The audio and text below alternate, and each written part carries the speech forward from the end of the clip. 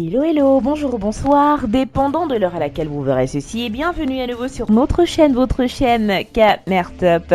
En espérant que vous vous portez bien et surtout que vous êtes d'humeur à parler une fois de plus d'actualité camerounaise et surtout de conflits intercommunautaires, venez avec nous étudier le dossier de plus de 30 000 Camerounais en fuite vers le Tchad. Les violences intercommunautaires dans l'extrême nord du Cameroun ont fait au moins 22 morts. Si le calme est revenu, les causes du conflit demeurent. L'Agence des Nations Unies pour les réfugiés se dit préoccupée par les violences intercommunautaires qui ont gagné l'extrême nord du Cameroun. Les affrontements entre pêcheurs et bergers dans le département du Logone et Chari ont fait au moins 22 morts et une trentaine de blessés graves, évalue le HCR. Des villages ont été détruits et rendus en cendres. Les violences qui ont débuté le dimanche 5 décembre se sont poursuivies mercredi à Koussiri, une ville de 200 000 habitants. La situation est toujours volatile dans l'extrême nord du Cameroun, s'est alarmé le HCR. Plus de 30 000 personnes ont ainsi gagné le Tchad voisin, évalue l'agence onusienne. Les violences ont conduit à des milliers de personnes à se déplacer à l'intérieur du pays, ajoute Boris Chechirkov, porte-parole du HCR. Vendredi, des réfugiés ont continué de franchir la frontière tchadienne. Situation préoccupante. Dans un communiqué publié le 8 décembre, le président de la junte au pouvoir au Tchad, Mahamat Idriss Déby Itno, a évoqué une situation préoccupante et a appelé la communauté internationale à agir promptement pour fournir en urgence l'assistance nécessaire à ces nouveaux réfugiés. Selon Mamadou Mota, le fils de la région de l'extrême nord du Cameroun et le premier vice-président du mouvement pour la renaissance du Cameroun MRC, parti d'opposition, l'accès aux ressources naturelles explique ces violences.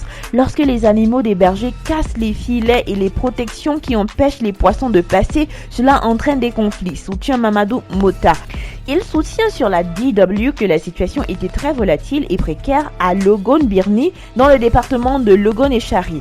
Cet opposant au pouvoir de Yaoundé dénonce le silence atroce du gouvernement face à toute cette misère et ces morts. En août, 45 personnes avaient été tuées et plusieurs dizaines d'autres blessées dans des affrontements intercommunautaires entre pêcheurs et bergers, toujours dans l'état de l'extrême nord du Cameroun. Plus de 20 000 Camerounais avaient alors trouvé refuge au Tchad et 8 500 ne sont toujours pas rentrés chez eux selon le HCR. Les affrontements entre ces deux communautés avaient éclaté à la suite des disputes au sujet de la gestion et l'accès de l'eau selon les autorités.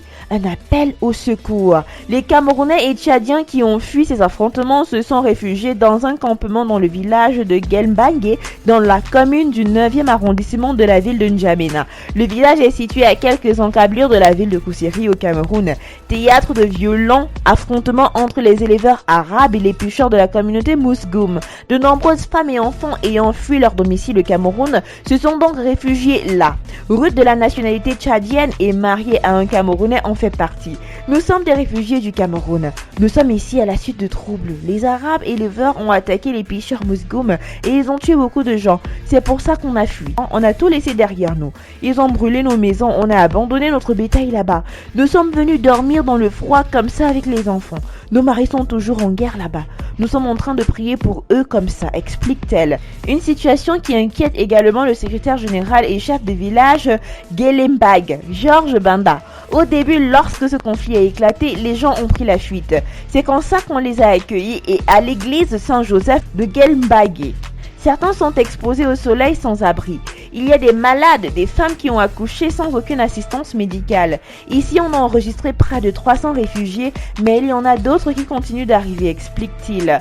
Face à l'ampleur de la situation, le président du Conseil militaire de transition, Mahamat Idriss Déby, a demandé au gouvernement tchadien de prendre des mesures et aussi invité les Tchadiens à faire preuve de solidarité vis-à-vis de ces personnes forcées de quitter leur pays. Il a en outre demandé à la communauté internationale d'agir pour fournir en urgence l'assistance nécessaire à ces nouveaux réfugiés. Nous voici arrivés à la fin de cette vidéo en espérant que vous avez aimé son contenu, que vous avez été surtout captivé par l'histoire qui se passe actuellement à l'extrême nord du Cameroun. N'oubliez pas de liker, de partager et surtout de laisser vos avis en commentaire.